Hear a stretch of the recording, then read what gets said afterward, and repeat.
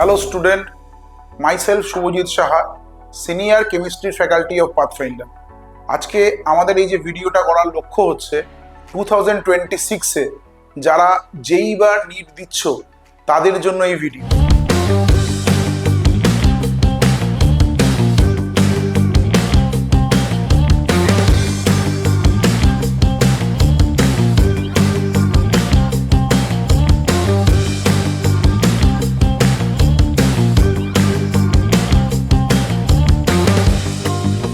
Welcome student to our part 1 JEE series.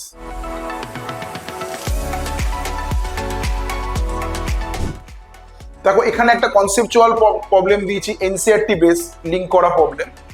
সেখান থেকে আমাদের কি করতে হবে, এখানে একটা নিউমেরিক্যাল টাইপ প্রবলেম দিয়েছি, ইন্টিজার টাইপ প্রবলেম, তার সলিউশন আমাদের করতে হবে।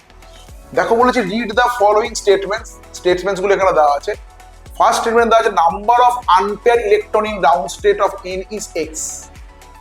The second statement দেওয়া আছে the maximum number of unpaired electron in the parallel spin in the ground state of nitrogen is y.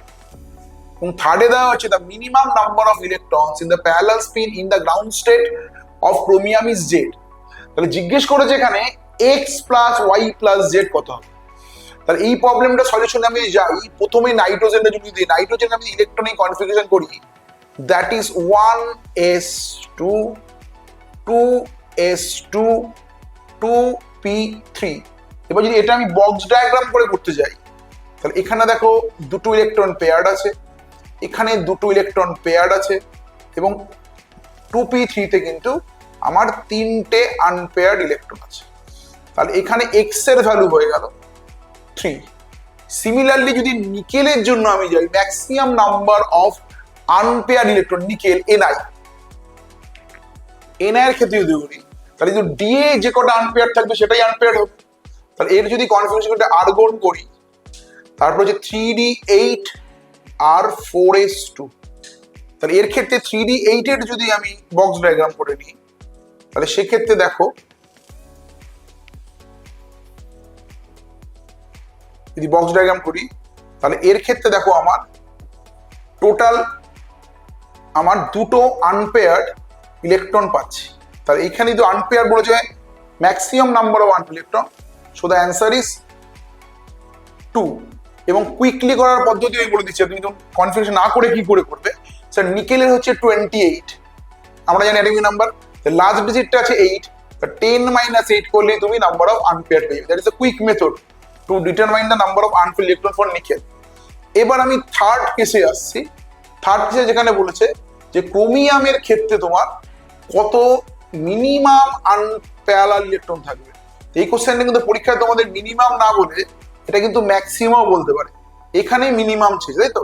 তাহলে এবার যদি ক্রোমিয়ামের ক্ষেত্রে আমি যাই, ক্রোমিয়ামের পুরো বক্স ডায়াগ্রাম করে আমি সম্পূর্ণটা করছি। তা ক্রোমিয়ামের যদি আমি কনফিগারেশন করি Cr এর জন্য, দ্যাট ইজ 1s2 করব, দ্যাট ইজ 1s, তারপরে করব 2s2, তারপরে করব 2p6,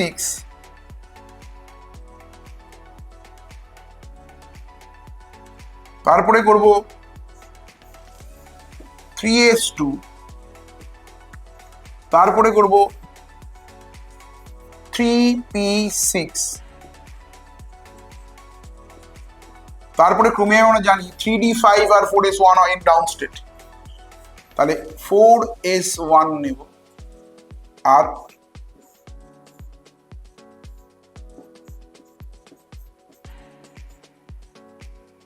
সরি 3d5,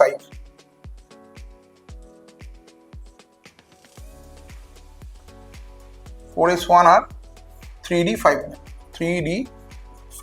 তাহলে 5টা আনপেয়ার্ড থাকবে। টোটাল আনপেয়ার্ড ক্রোমিয়ামের কটা আছে? টোটালিতে 6 খানা আনপেয়ার্ড। তো আমাকে জিজ্ঞেস করেছে minimum number of electron in the parallel spin. তার মানে ম্যাক্সিমাম ধরলে আমাকে এই 6টা প্লাস এখানে প্রত্যেকটা থেকে 1 1 করে আমাকে আরো 9টা কাউন্ট করতে হতো। কিন্তু মিনিমাম বলেছে, সুতরাং এখান থেকে একটা, এখান থেকে একটা, এখান থেকে 3টে, এখান থেকে একটা, এখান থেকে 3টে, টোটাল হচ্ছে 1 2 3 4 5 6 7 8 9 খানা হবে মিনিমাম আমার unpaired parallel spin electron. Minimum বলেছে এখানে প্যারালাল স্পিন তাহলে হবে 9 খানা।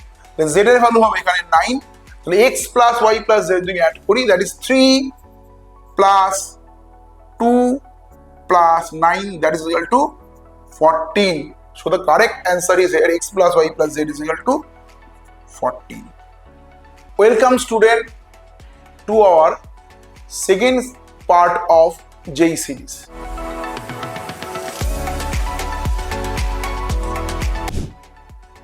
এবার দেখো এখানে একটা কোশ্চেন দেওয়া আছে, this also a numerical problem.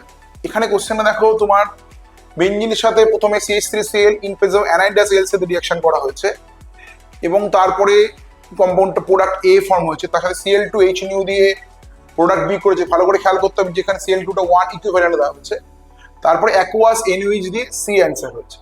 এবার এখানে তার সম্বন্ধে অনেকগুলো স্টেটমেন্ট দেওয়া হয়েছে যে formation of AES reaction, formation of AES phenyl cup রিঅ্যাকশনের মাধ্যমে হচ্ছে। তাহলে এই যে কোশ্চেনটা আছে এই কোশ্চেনটার ক্ষেত্রে আমি কোশ্চেনটার অ্যান্সারটা তোমাদের বলে দিচ্ছি কি হবে। যদি এর প্রপার ডিটেল সলিউশন তোমরা যাও যে ভাই প্রত্যেকটা পার্টে পার্টে কি কি কনসেপ্ট আমার লাগবে সেটা যদি শিখতে চাও, তাহলে তোমরা কিন্তু আমাদের যে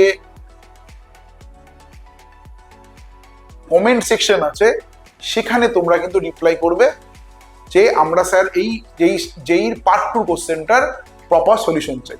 তাহলে আমরা কিন্তু এর পার্ট 2 কোশ্চেনটার প্রপার সলিউশন নিয়ে একটা ভিডিও আবার আপলোড করবো, ঠিক আছে? তাহলে এই যে কোশ্চেনটা, এই কোশ্চেনটার কারেক্ট অ্যান্সার হবে 10। এবার আমি আবার বললাম যদি এর প্রপার সলিউশন তোমরা চাও তাহলে কিন্তু তোমরা কমেন্টে বলবে যে স্যার আমরা এই পার্ট 2 সিরিজের কোশ্চেনটার প্রপার সলিউশন চাই। Thank you dear student.